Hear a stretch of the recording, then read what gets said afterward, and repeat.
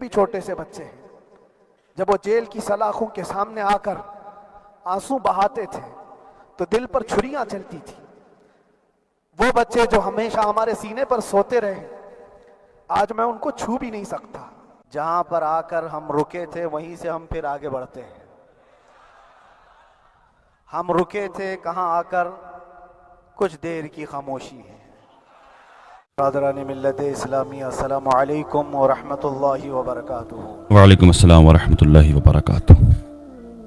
الحمد للہ الحنان المنان الذي خلق الانسان وعلمه البيان، والصلاة والسلام على رسوله سید الانس والجان وعلى آلہ واصحابہ ذوی الخیر والاحسان، اما بعد فاعوذ باللہ من الشیطان الرجیم، بسم اللہ الرحمن الرحیم۔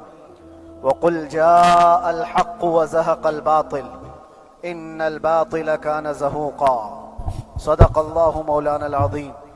بارگاہ رسالت معاب صلی اللہ علیہ وسلم میں درود پاک کا ہدیہ صلی اللہ علی النبی الامی وآلہ صلی اللہ تعالی علیہ وسلم، صلاۃ و سلام علیک یا رسول اللہ صلی اللہ علیہ وسلم وآلہ واصحابہ الکرام ابنہ الکریم وبارک وسلم صلاۃ دائمۃ سرمدا ابدا۔ عزیزان گرامی وقار، میں یہ چاہتا ہوں جہاں پر آ کر ہم رکے تھے وہیں سے ہم پھر آگے بڑھتے ہیں۔ ہم رکے تھے کہاں آ کر؟ کچھ دیر کی خاموشی ہے،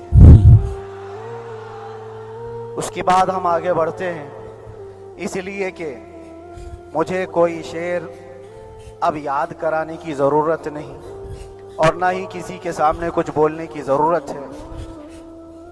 حالات تو ایسے تھے کہ جو نان مسلم تھے وہ بھی ہمیں جیل میں دیکھ کر یہی کہتے تھے کہ آپ ہی نے کہا یہ فلاں بات۔ ہم نے کہا اللہ تبارک و تعالیٰ نے تم کو بھی یاد کرا دیا۔ میرے عزیزو، ستیزہ کار رہا ہے ازل سے تا امروز، شرار ابو لہبی سے چراغ مصطفیٰ میں۔ بے شک یہ آج کل کے معاملات نہیں، ابتدا سے حق اور باطل کے معرکے ہوتے رہے، لیکن ایک بات میں آپ سب کو بتانا چاہتا ہوں، مظفر کو مقید نہ سمجھ اے سیاد۔ سیدنا مظفر حسین کچھوچوی رحمۃ اللہ تعالی علیہ جیل گئے تھے، قید میں تھے، تب انہوں نے یہ شعر کہا تھا کہ مظفر کو مقید نہ سمجھ اے سیاد، میری یہ اسیری بھی سنت آبائی ہے۔ سبحان اللہ۔ میرے آبا و اجداد کی سنت ہے جس پر میں عمل کر کے آ رہا ہوں، میرے بزرگوں کی یہ سنت تھی۔ بہرحال جن کو جس راستے سے مجھے گزارنا تھا، لوگوں کے دلوں میں یہ ٹھنڈک تھی شاید کہ زبان بند کر کے چند دنوں کے لیے قید کر دیا جائے، مگر میرا عقیدہ یہ تھا کہ اللہ تبارک و تعالی جب تک چاہے کہ کوئی اس کے لیے پابندی نہیں لگا سکتا۔ وَإِن يَمْسَسْكَ اللَّهُ بِضُرٍّ فَلَا كَاشِفَ لَهُ إِلَّا هُوَ، رب تعالیٰ فرماتا ہے اگر اللہ تعالیٰ تمہیں کوئی مصیبت دے تو اس کے علاوہ کوئی ٹال نہیں سکتا۔ وَإِن يَمْسَسْكَ اللَّهُ بِخَيْرٍ فَلَا رَادَّ لِفَضْلِهِ، اور اللہ کسی کو بھلائی دے دے تو پھر اس کو روک بھی کوئی نہیں سکتا۔ بے شک مولا تبارک و تعالیٰ اگر کسی کو کوئی مقام عطا کر دے تو ہزاروں کیڑوں کے پھڑپڑانے سے وہ مقام ختم بھی نہیں ہو سکتا۔ بے شک بے شک۔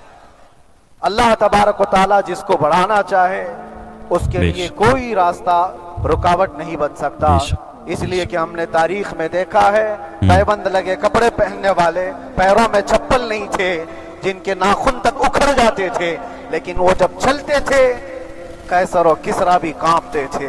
جن کا یہ نعرہ تھا ٹل نہ سکتے تھے جنگ میں اگر اڑ جاتے تھے، پاؤں شیروں کے بھی میدان سے اکھڑ جاتے تھے، حق سے سرکش ہوا کوئی تو بگڑ جاتے تھے۔ ارے تیغ کیا چیز ہے، ہم توپ سے بھی لڑ جاتے تھے۔ بے شک۔ یہ وہ صحابہ کرام اور اسلاف کرام، ان کا یہ معمول تھا۔ بظاہر ان کے پاس کوئی اسباب نہیں تھے، لیکن اللہ کی مدد تھی۔ وہ پانی کی طرح بہتے ہوئے چلے گئے، نہ چٹانوں نے ان کا راستہ روکا، نہ دریاؤں نے ان کا راستہ روکا، وہ جس طرف سے جاتے تھے اللہ تعالیٰ ان کے لیے راستے بناتا تھا۔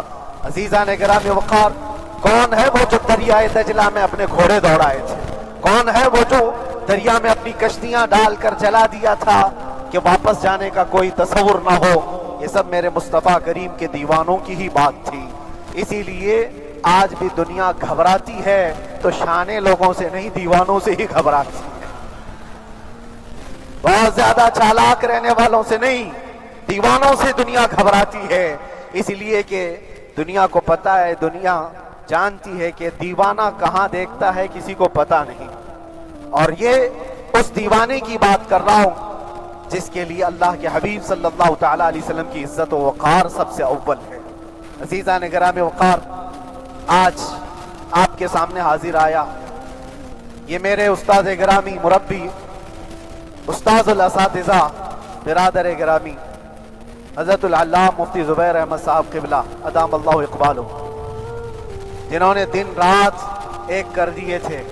میرے خیال سے 8 مہینے میں جتنے ان کے بال سفید ہوئے اس سے زیادہ نہیں ہوئے ہوں۔ صرف اس لیے نہیں کہ ایک بھائی کے لیے، اس لیے بھی لڑ رہے تھے کہ ایک عالم کے لیے جس سے دین کا بہت سارا حصہ وابستہ ہے۔ ان کی محنتیں رائگاں نہ گئیں۔ بہت سارے میرے احباب و اقربا، خاص طور پر مدن پورہ اور وکرولی سے، جنہوں نے اپنے گھر بار چھوڑ کر میرے لیے دوڑتے بھاگتے رہے، اللہ رب العزت اس بات کا شاہد ہے، ایک ایک دن اندر میں نے سب کے لیے دعائیں کی ہیں۔ اور ایسا نہیں کہ کوئی دن بھولا جاتا، اور باہر کی ہمیشہ یہ خبریں آتی رہتی کہ حالات کیسے کے کیسے ہوتے جا رہے ہیں۔ کبھی اگر گھبراہٹ اور بے چینی ہوتی تو میرے عزیزوں صرف ایک ہی بات ہمارے پاس تھی علاج کے لیے، ایک ہی علاج تھا۔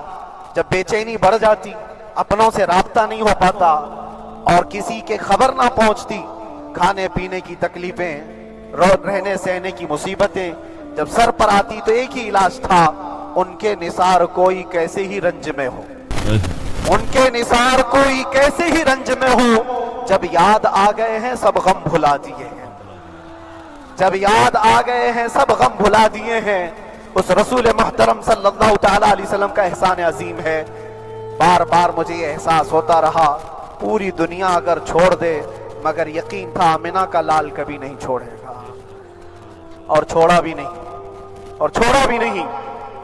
ہر رات جو ہمارا معمول تھا، ہم نے جو دیکھا، ہماری پچھلی زندگی میں ہم نے اتنے عجائبات نہیں دیکھے ہوں گے جو 8 مہینے کے اندر ہم نے دیکھے۔ نبی پاک صلی اللہ تعالی علیہ وسلم کے انعامات و اکرامات، رب تبارک و تعالیٰ کی مدد سے دل مضبوط ہوتا ہے۔ عزیزان گرامی، ہم نے تو وہاں ایسے لوگوں کو دیکھا جو ڈپریشن کا شکار ہو کر کافر بھی ہو گئے، اور حالات سے گھبرا کر کے وہ انکار کر بیٹھے، کوئی خدا نہیں ہے، کوئی مدد نہیں آتی ہے۔ ایسے حالات وہاں دیکھے، لیکن ان حالات میں بھی اللہ تبارک و تعالیٰ کی مدد ساتھ رہی۔ رسول پاک صلی اللہ تعالیٰ علیہ وسلم کا انعام و اکرام یہ تھا کہ جس طرح سے گئے تھے اسی طرح سے واپس بھی آئے، جس طرح سے گئے تھے ویسی واپس آئے، اور نہ میرے مصطفیٰ نے باہر میری عزت میں کمی کی، نہ اندر عزت میں کمی کی، کہیں پر بھی نہیں۔ الحمدللہ، جس شان کے ساتھ رسول پاک صلی اللہ تعالیٰ علیہ وسلم اپنے چاہنے والوں کو رکھتے ہیں، وہ میں نے دنیا میں دیکھا۔ اور پھر یہ عرض کیا، آقا آج آپ کی عزت پر بات کرنے والے کو چاہے وہ 1000 کال کوٹری کے اندر ہو، آپ عزت کے ساتھ بٹھاتے ہیں تو پھر قیامت کے دن اس کی عزت کا کیا حال ہوگا؟ عرش حق ہے مسند رفعت رسول اللہ کی، دیکھنی ہے حشر میں عزت رسول اللہ کی۔ میرے عزیزو، ایک بات کو طے کر کے چلو، انہیں جانا، انہیں مانا، نہ رکھا غیر سے کام، للہ الحمد میں دنیا سے مسلمان گیا۔ اس ایک بات میں جو عزت ہے، دنیا کے کسی مقام و منصب اور مرتبے میں عزت نہیں ہے۔ اور حالات دنیا انشاءاللہ میں سناتا رہوں گا۔ اللہ تبارک و تعالیٰ جب تک یہ زبان رکھا ہے، حق بولتے رہیں اور سناتے رہیں گے، اور بھی حالات آپ کو انشاءاللہ العزیز آگے سناتے رہیں گے۔ لیکن آج خصوصیت کے ساتھ میں جمعہ کے لیے اسی لیے حاضر آیا کہ یہاں کے لوگ پل پل یاد کرتے رہے۔ حضرت مجھے ہر بار خبر دیتے کہ جب نماز سے فارغ ہو کر کے میں نکلوں تو مجھے لوگ پکڑ لیتے، کیا ہوا، اب کیا خبر ہے، تو جس قدر آپ کی بے چینی تھی، بے قراری تھی، میرے عزیزوں مجھے بھی ملنے کی بے چینی اور بے قراری تھی، لیکن یہ ایک سٹیج تھا جس سے گزارا گیا ہے، ایک مقام تھا جس سے گزارا گیا۔ میں تو ایک نکما آدمی، میں تو ایک کم پڑا ہوا، لیکن آپ کو بزرگان دین کی اگر تاریخ پتہ ہو، امام اعظم ابو حنیفہ رضی اللہ تعالیٰ عنہ جن کو ناحق جیل میں رکھا گیا تھا، امام موسیٰ کاظم رضی اللہ تعالیٰ عنہ 7 سال تک قید میں رہے۔ یہ کون امام موسیٰ کاظم؟ جن کے دربار میں جانے کے لیے غوث اعظم عبد القادر جیلانی رضی اللہ تعالیٰ عنہ 4 کلومیٹر دور اپنی چپل اتار دیا کرتے تھے۔ امام موسیٰ کاظم کا وہ دربار ہے جن کو باب الحوائج کہا جاتا ہے، اس امام کو 7 سال تک بغیر کسی قصور کے قید میں رکھا گیا، اور حد تو یہ ہے کہ اسی قید خانے میں زہر دے کر کے آپ کو مارا گیا ہے، آپ کا جنازہ جیل سے نکلا تھا۔ امام احمد بن حنبل جن کو 5 لاکھ حدیثیں یاد ہیں نبی پاک صلی اللہ تعالیٰ علیہ وسلم کی، بغداد کے سرے بازار آپ کو ننگی پیٹھ پر کوڑے مارے گئے۔ آپ کو اندازہ ہے بزرگان دین کی ایک لمبی فہرست ہے۔ جب میں وہاں گیا تھا تو ایک بزرگ کی بڑی یاد آئی، وہ تھے حضرت مجدد الفیسانی رضی اللہ تعالیٰ۔ اکبر جیسے ڈکٹیٹر کے سامنے، اس زمانے کے سب سے بڑے ڈکٹیٹر بادشاہ کے سامنے آپ نے حق بات کا اعلان کیا تھا۔ مجدد الفیسانی رحمۃ اللہ تعالیٰ علیہ نے فرمایا تھا کہ اسلام نام سے جو دین ہوگا وہ محمد عربی کا لایا ہوا ہی دین ہوگا، کسی اور بادشاہ کا بنایا ہوا نہیں ہوگا۔ اس بات پر آپ کو قید میں ڈالا گیا تھا، 8 سال تک قید میں رکھا گیا۔ 8 سال میں بادشاہ مر بھی گیا، بیٹا بادشاہ بنا، لیکن کسی نے آ کر جہانگیر کے سامنے یہ بات رکھی کہ آپ کے باپ نے جس مولانا کو قید میں ڈالا تھا گوالیار کی جیل میں، 8 سال میں جیل کا نقشہ بدلا ہوا ہے۔ تو بادشاہ نے پوچھا ہوا کیا ہے؟ کہا کہ اس مولانا نے 8 سال میں تقریباً 700 قیدیوں کو عالم بنا دیا ہے۔ درس حدیث، درس تفسیر، قرآن کا علم، نمازیں جماعتوں سے وہاں اس طرح ادا ہوتی ہیں جیسے لگتا ہے گنبد خضرا کی چھاؤں میں ہے۔ رب تبارک و تعالیٰ کا یہ احسان عظیم تھا۔ ان 8 مہینوں میں بحمدہ تعالیٰ میں نے اپنی لائف میں کبھی اتنی امامت نہیں کی تھی جتنی وہاں امامت کیا، اس لیے کہ پابندی نہیں ہو پاتی۔ جب جب امام رہا مسجد میں چھٹیاں ہوا کرتی تھی، ادھر ادھر آنا جانا، لیکن وہاں پر کبھی کسی نماز میں چھٹی نہیں ہوئی۔ اور امامت اللہ تبارک و تعالیٰ کو جہاں لینا ہے وہاں لیتا رہے۔ اور مجھے اس بات کا تھوڑا قلق تھا، 24 سال سے میں تراویح سنا رہا تھا، 24 سال، 24 تراویح ہو چکی تھی، رمضان المبارکہ 24 گزر چکے تھے، 25واں سال تھا، ظالموں نے مجھے رمضان سے پہلے اندر کر دیا۔ بار بار یہ خواہش ہوتی تھی کہ میری تراویح چھوٹنے نہ پائے، 25ویں تراویح ہے، 25ویں محراب ہے، لیکن رب تبارک و تعالیٰ کا احسان، اندر موجود سارے مسلمانوں نے یہ مطالبہ کیا کہ ہم یہاں جماعت سے تراویح قائم کریں گے، اور اب تک لوگ الم تری کیف والی تراویح کبھی کبھار پڑھ لیا کرتے ہیں، لیکن سارے لوگوں نے مل کر کے یہ اتفاقاً کہا کہ ہم پورا قرآن آپ سے سننا چاہتے ہیں۔ کیسے کیسے قیدی تھے، کیسے کیسے کرائم والے تھے۔ میں نے کہا آج میں ایک دن پڑھاتا ہوں، ایک پارہ پڑھوں گا، آپ کو اگر لگے تو بتا دینا، بھاری پڑ جائے، کیونکہ لوگ سارے کرمنل ہیں اور کئی طرح کے جرائم کیے ہوئے لوگ، نماز دین سے کہاں زیادہ رشتہ، کہاں ہو سکتا ہے یہ گھبرا کر بھاگ جائیں۔ ایک دن پڑھاؤں گا، اگر آپ کو لگے تو بول دینا، نہیں تو کل سے الحمد للہ۔ پہلے دن تراویح پڑھا ہے، دوسرے دن سارے لوگوں نے کہا آپ نے ایک پارہ پڑھایا ہے، سحری تک بھی پڑھائیں گے تو انشاءاللہ کھڑے رہیں گے۔ یہ جو استقامت، یہ ساری چیزیں دلوں کا جمع ہونا اور ہماری طرف دلوں کو پھیر دینا بغیر اللہ کی مدد کے نہیں ہوتا، رسول پاک صلی اللہ تعالیٰ علیہ وسلم کے کرم و احسان کے بغیر نہیں ہوتا۔ وہ تراویح بھی پڑھتے رہے، تفسیر قرآن بھی سنتے رہے اور قرآن کی تعلیم بھی لیتے رہے۔ پھر مجھے اندازہ یہ ہوا کہ رب تبارک و تعالیٰ کی منشا یہ تھی کہ ہماری تراویح کی محراب کی سلور جبلی جیل کے اندر ہو جائے۔ مجھے اس بات کا کوئی قلق نہیں رہا کہ میری کوئی چیز چھوٹ گئی ہے۔ ہاں، عید، بقرعید، محرم، یہ تمام چیزیں लोगों की याद तो रहती, रिश्तेदार अहिबा अकरबा की याद, लेकिन अल्लाह की मर्जी, मेरा रब तबारक व तआला जो पसंद करे उसमें हम राजी। अगर मौला ये चाहता है कि मैं तन्हा पढ़ूं तो उसकी रजा में हम राजी। अगर वो चाहता है कि मजमे हजारों में हम नमाज अदा करें तो उसकी मर्जी पर हम कायम हैं। अजीजान गिरामी वक़ार, सब्र और सुकून के साथ जो हालात गुजरे उसमें सबसे बड़ा किरदार आप सबकी दुआओं का है, सबकी दुआओं का। मशाइख, सारे पीरान इज़ाम, तमाम सलासिल के और हर मस्जिद के इमाम अपने मेहराब और मिंबर से जो दुआ करते रहे, ये सारा ज़ख़ीरा मेरे लिए इतना बड़ा है जिसको मैं बयान नहीं कर सकता। हर एक की जानिब से दुआएं, औरतों बच्चों की तरफ से मन्नतें, रोज़े, न जाने क्या क्या कर लिया। फिर मुझे अंदाज़ा हुआ कि सिर्फ अपने आराम, अपने राहत के लिए फड़फड़ाने से कुछ नहीं होगा। रब तबारक व तआला ये चाहता है कि पूरी उम्मत मिलकर के इस फकीर के लिए दुआ करे, और अल्लाह ताला को जब तक मंजूर था तुम्हारी दुआएं होती रही। बाज लोगों को ये ख्याल भी आया, कुछ मेरे अहब्बा अकरबा रिश्तेदारों ने भी कहा, इतनी सारी दुआएं हुई, इतनी सारी दुआएं हुई, कबूल क्यों नहीं होती? एक बात याद रखो, पूरी दुनिया मिलकर खड़े होकर दुआ करे।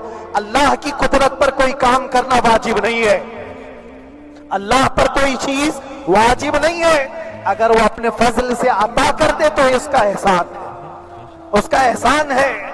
अब चाहे वो साल भर में कबूल करे कि 5 साल में कबूल करे। एक बात याद आती है मेरे अजीजों, हमारी कैद तो 8 महीने की होगी, उन बुजुर्गान दीन की कैद 8 साल 7 साल। इमाम मोहम्मद बिन हसन अस्करी 20 साल तक कैद में रहे, 20 साल तक अंदर सलाखों के पीछे बंद रखा गया।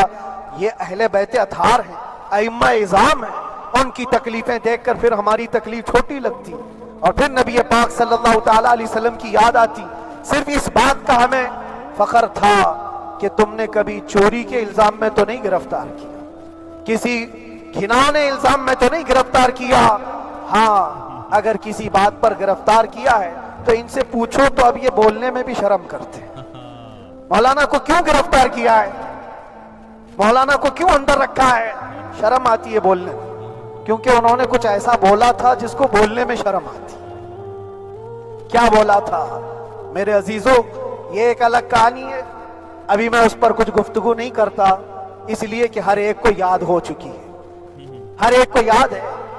मैं उस कहानी की तरफ नहीं जाता, लेकिन इतना मुझे आज इस मुल्क में रहते हुए एहसास है कि अभी भी इंसाफ खत्म नहीं हुआ है। इंसाफ पूरी तरह खत्म हो जाए तो अल्लाह का अजाब आ जाएगा, अल्लाह का अजाब आ जाएगा। चंद लोग नाइंसाफी कर सकते हैं, लेकिन पूरी की पूरे रोए जमीन पर रहने वाले इंसान नाइंसाफी करे, ऐसा नहीं होता।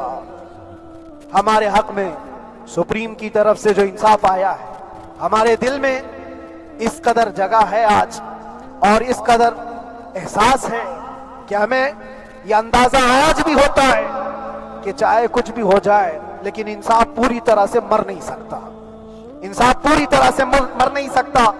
यह हमारा मुल्क अजीज हिंदुस्तान किसी खास आदमी के ठेकेदारी में नहीं है, सभी का खून शामिल है यहाँ की मिट्टी। किसी के बाप का हिंदुस्तान थोड़ी है, हमारा भी है, आपका भी है, सबका भी है। और मेरे अजीजों, पता नहीं, ये भी शायद राहत इंदौरी साहब का शेर है, और इससे पहले भी कुछ बोला था, वो भी उनका ही था, तो डेंजर ही हुआ करता है। अल्लाह तबारक व तआला आप सब पर फजल फरमाए, करम फरमाए।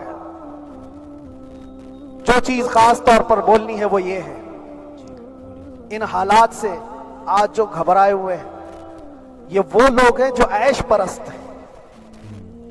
मैं किसी को खास टारगेट करके नहीं कहना चाहता, लेकिन बहुत सारे वो लोग जो असर और रसूख रखते हैं, लेकिन वो आगे आना नहीं चाहते।